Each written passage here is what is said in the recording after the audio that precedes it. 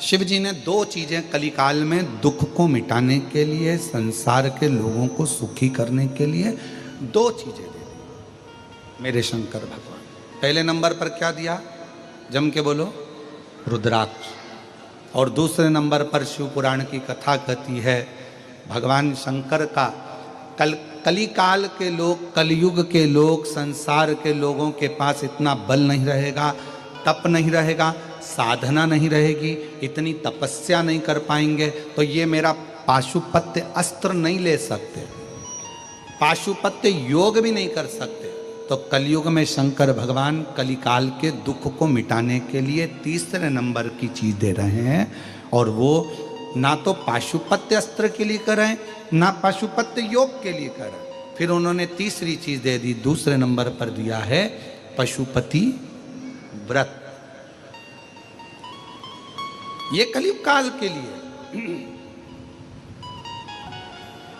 शिव महापुराण के पहले कोई नहीं जानता था पशुपति व्रत को, क्योंकि ये ऐसा व्रत है कि आपको किसी के आगे हाथ नहीं फैलाना पड़ता।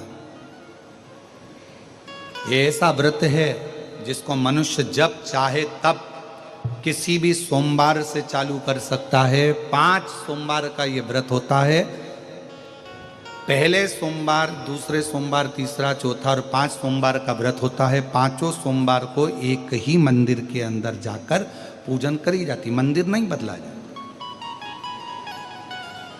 सोमवार के दिन पूजन की थाली जो सवेरे मंदिर जाती है पूजा करने के लिए, आप पूजा की थाली में सारा अभिषेक पूजन का सामान लेकर मंदिर जाते हो, शिव जी का पूजन करते हो, वही थाली वापिस घर पर आकर ढक कर रख दी जाती है।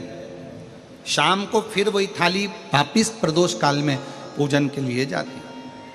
उसमें प्रसाद जाता है एक पात्र के अंदर, 3 हिस्से करने के लिए दोना या कागज या जो भी सामग्री आपके पास में हो वो जाता है। 6 दिए जाते हैं, 6 दीपक जाते हैं मंदिर के अंदर। मंदिर में पूजन वगैरह उसी थाली से, जो तुमने सवेरे पूजन करी थी उसी थाली से होती है। पूजन करने के बाद में 6 दिए जमीन पर रखे जाते हैं, 5 दिए प्रज्वलित करे जाते हैं, जलाए जाते हैं। प्रसाद के 3 हिस्से करे जाते हैं। एक दिया नहीं जलाया जाता, रखा जरूर जमीन पर जाता है पर जलाते नहीं उसको। 5 दिए मंदिर में लगाकर प्रसाद के 3 हिस्से कर कर बाबा को पहले व्रत के दिन बाबा से प्रार्थना करो। प्रसाद के 2 हिस्से मंदिर में छोड़ो, 1 हिस्सा अपनी थाली में रख लो। जो दिया नहीं जला है उसको थाली में रख लो। बाबा को प्रणाम कर कर, बाबा आज मेरा पहला पशुपति व्रत है, बाबा स्वीकार करना। पशुपति व्रत का नियम है कि एक समय फलाहार, एक समय भोजन आप कर सकते हैं, पर भोजन शाम के समय करें। और भोजन करने से पहले जो प्रसाद आप लेकर आए हो मंदिर से, वो प्रसाद पहले आपको खाना है। प्रसाद नमकीन नहीं जाता, मीठे का जाता है। बाजार का बना हुआ प्रसाद नहीं जाता। घर में मीठा भात बना लो, मीठे चावल बना लो, हलवा बना लो, सीरा बना लो, खीर बना लो, जो घर में बना सकते हो मीठा वो लेकर। अपना जो प्रसाद का हिस्सा लेकर आते हो उसमें से ना तो पोता पोती, परिवार, पत्नी, बच्चा किसी को नहीं देना है, खुद को खाना है, जिसका व्रत होता है स्वयं, उसमें से हिस्सा नहीं। प्रसाद जितना भगवान शंकर के लिए बनाया जाता है कढ़ैया में, तबेली में, भगोनी में, वो पूरा की पूरा जाता है। ये नहीं कि कढ़ाई में आपने आधा छोड़ दिया और आधा लेकर मंदिर चलेगा और फिर मंदिर में 3 हिस्से कर दिए, ऐसा नहीं हो सकता। जितना बनेगा उतना पूरा की पूरा ही जाए। जो 6ठे नंबर का दिया है, जब प्रसाद का हिस्सा लेकर घर में आओ, घर के अंदर प्रवेश करने से पहले सीधे हाथ में, अपना सीधा हाथ राइट हैंड पर बैठ जाओ घर के बाहर, राइट हैंड में दिया लगा दो घर के बाहर। 6ठे नंबर का दिया यहाँ प्रज्वलित कर दो, जला दो। बाबा को प्रार्थना कर कर घर में प्रवेश कर जाओ। प्रसाद का जो हिस्सा है भोजन करने से पहले वो खाओ, फिर भोजन करो, सात्विक भोजन करिए। ऐसे 5 व्रत होते हैं। बीच में अगर रजोधर्म आ जाता है, रजस्वला हो जाते हो, कहीं जाना पड़ जाता है, कोई फंक्शन आ जाता है, तो उस व्रत को नहीं गिना जाता, फिर अगला व्रत गिना जाता, उस व्रत को नहीं गिनता।